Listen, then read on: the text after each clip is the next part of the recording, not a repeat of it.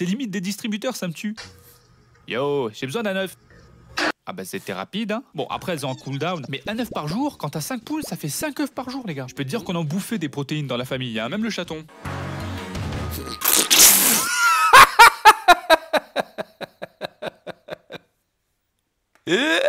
Hey, comment ça, mes petites sphères, c'est SNS. On se retrouve pour une vidéo de scène pas rire. Et aujourd'hui, ce sera une spéciale Léo Succulent, épisode 5. Alors, pour vous rappeler, le but est très simple. Il suffit de regarder la vidéo avec l'eau dans la bouche et de ne pas rire. Comme ça, prenez dans un commentaire, comment ça vous rigoler. Allez, c'est parti, mes sphères. Oui, vous avez bien vu le titre. Non, c'est pas un fake. Moi, Léo Succulent, j'ai essayé de pécho ma prof d'anglais au lycée. Non, c'est... Oh.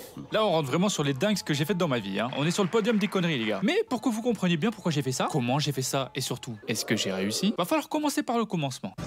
À 17 ans, tu commences à être très chaud, hein, t'as compris. Tu découvres 2 nouvelles bonnes raisons de regarder scène de ménage.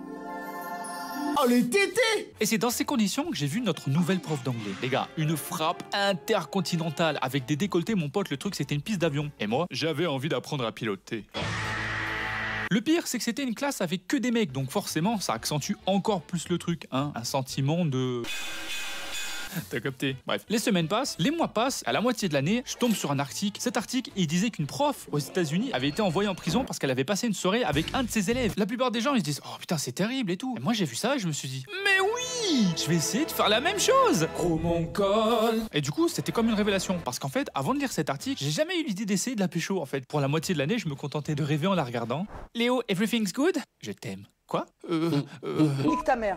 Ouais, j'ai paniqué. Donc bon, quand certains disent que les réseaux sociaux et les jeux vidéo ça rend con, j'en suis la preuve que non les gars. J'ai juste besoin d'un article de journal et je pars en couille totale. Ce soir, 20h-22h, Léo va essayer de pécho sa prof d'anglais. En ça, il est vraiment trop con. Et du coup, après avoir lu cet article, je me suis vraiment dit que j'avais une chance les gars. Elle avait 39 ans, j'avais 90% de chance qu'elle soit mariée, mais moi je me suis dit, ça passe. En plus à ce moment-là, j'étais totalement puceau, mais je me suis dit, ça passe. Oublie que t'as aucune chance, vas-y fonce, sur un malentendu ça peut marcher. Du coup là ce que j'ai fait, j'allais marquer un message sur un bout de papier. Je savais pas vraiment quoi mettre, j'allais pas dire pas mal les bzaises sans même dire bonjour. On est où là? Du coup j'ai mis la façon dont vous vous comportez, on dirait que vous voulez faire passer un message. Et je n'en suis pas indifférent. Et j'ai mis mon numéro de téléphone. Waouh, bravo Shakespeare. Oh le malaise. Ouais mais au moins moi j'essaye, d'accord. Et en passant près de son bureau, hop, j'ai discrètement fait tomber mon message dans son sac à main. Pour le reste de la journée, je pensais plus qu'à ça. J'avais aucune idée de ce qui allait se passer. Enfin si, dans le meilleur des cas, j'avais une idée de ce qui pouvait se passer.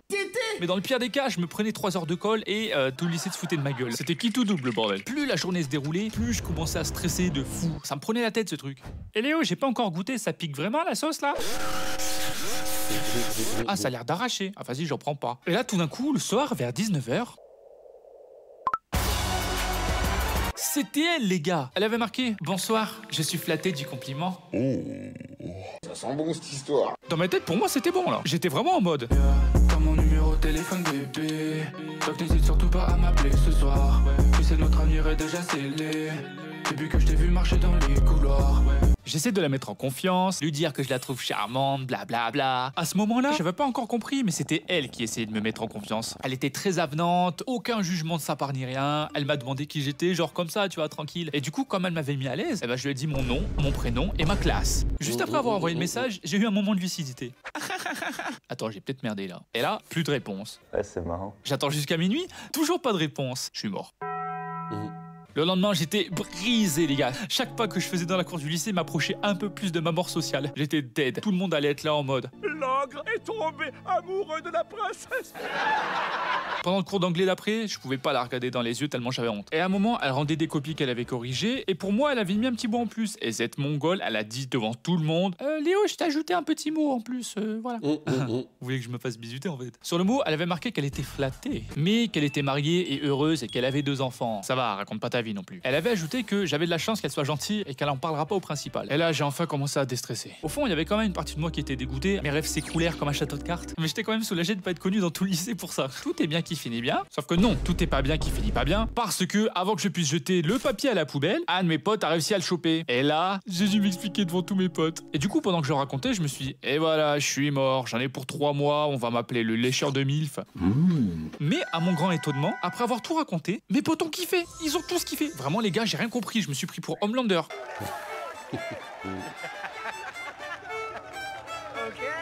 Et finalement, est-ce que c'est pas la meilleure des récompenses d'avoir impressionné tous mes potes, hein? Non, moi je voulais téter ces tétasses. Ouais, je me disais aussi que ça allait pas durer. Je vous ai déjà parlé de mes chats, et, à part quand ils caquent par terre, un chat ça demande pas beaucoup d'entretien. Et ben dans la maison où j'ai grandi, on avait un autre animal qui demandait encore moins d'entretien, la poule. Les poules c'est génial, tu leur donnes des graines et en échange elles te produisent un œuf par jour comme par magie, c'est limite des distributeurs, ça me tue. Yo, j'ai besoin d'un œuf.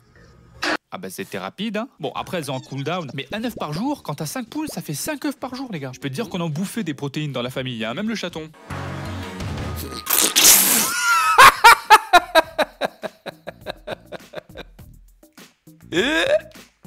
Waouh. Ouais j'avoue comment il est balèze le chat. Un chat, ça demande pas beaucoup d'entretien. Et ben dans la maison où j'ai grandi, on avait un autre animal qui demandait encore moins d'entretien, la poule.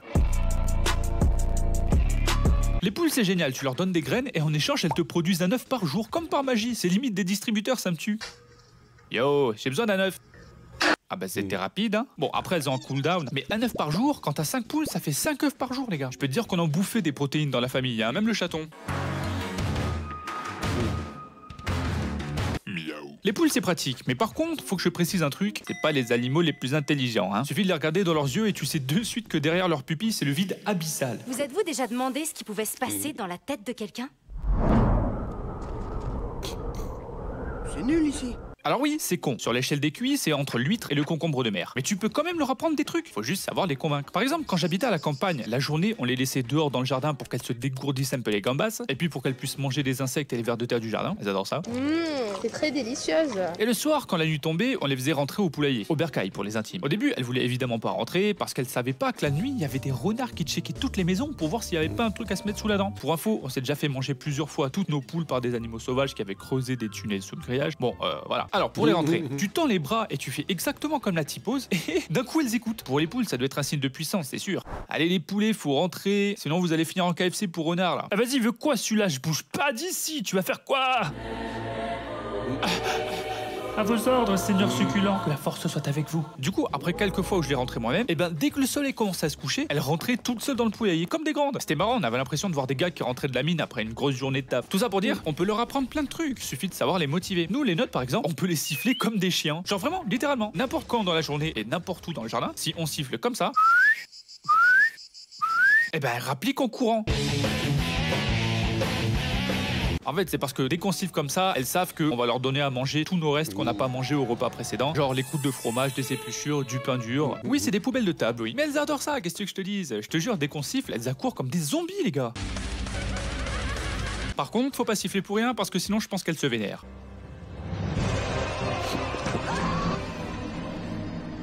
Bon, après, faut pas qu'elles fassent trop les malines non plus parce que sinon, on les... Ah bah oui les gars, entre la poule et le poulet rôti, hein, y a une étape intermédiaire. Non, non. Pour moi c'est normal que les poules qui vieillissent passent à la casserole, parce que c'est comme ça depuis que je suis né en fait, c'est le cycle de la vie. Par contre quand on était gamin, mon père les a jamais tués devant nous, voilà, je tiens à le préciser. Du coup pour tuer le poulet... Non, je rigole. Pour qu'ils claquent, tu fais une petite entaille de leur cou. Après, tu les pends par les pieds pour que ça se vide de leur sang. Ok. Mais quand ils se vident de leur sang, bah, ils sont mortes, hein, du coup. Au bout d'un moment, il y a tous les muscles qui se relâchent et du coup, le corps s'agite dans tous les sens d'un coup sans prévenir pendant 1 à 2 secondes. Tu sais jamais quand ça va arriver. Le truc, c'est un screamer. Je me souviens encore une fois quand j'étais gamin, je suis passé à côté d'elle pour aller pisser comme à mon habitude dans le champ du voisin.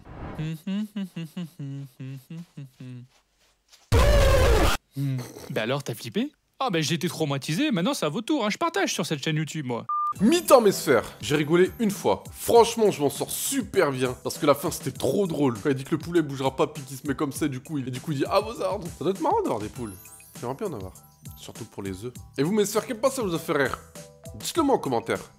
Bah alors, ça dit quoi mes gros bengalas? Vous êtes tendus? Je vais vous détendre moi. Qui a marqué ça sur mes notes? Aujourd'hui c'est simple, mon pote m'a encore fait une compile de vidéos marrantes, pas trop connues, on va réagir dessus. Je dis pas que ça va être un essayer de ne pas rire, parce que de toute façon je me marre tout le temps. J'adore rire. Alors sans plus tarder, c'est parti.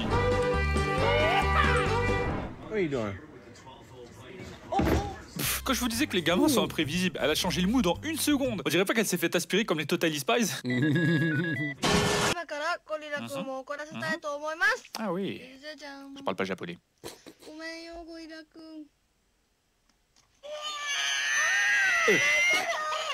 C'est quoi cette peluche de craquette? J'ai juré les japonais leurs vidéos, tu sais jamais comment elles vont finir. Boite-moi cette tête de maniaque. Je te regarde quand tu fais caca.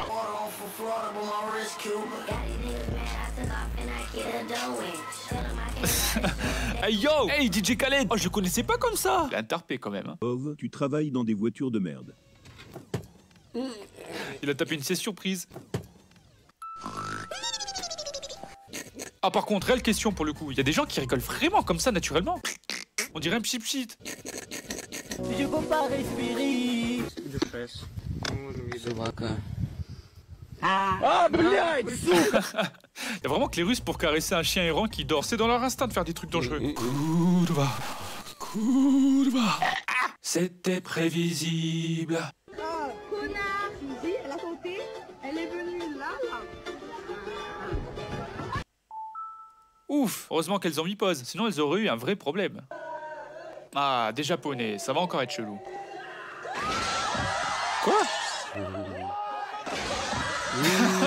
Ils kiffent trop faire peur à des innocents. Ça me rappelle leur prank de l'ascenseur là.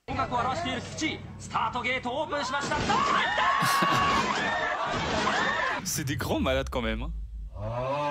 Y a pas à dire, la télé japonaise, ils savent se marrer. Je me demande combien de procès ils ont pour tentative de meurtre.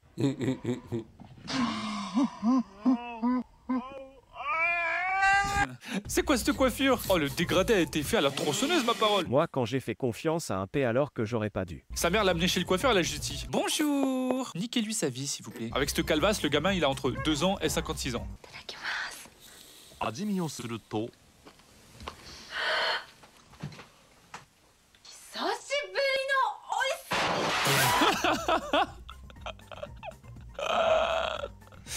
Oh, les gens qui se balancent à fond sur des objets, ça me fait trop rire. Première seconde, elle est trop contente, elle est partie pour faire un yatta.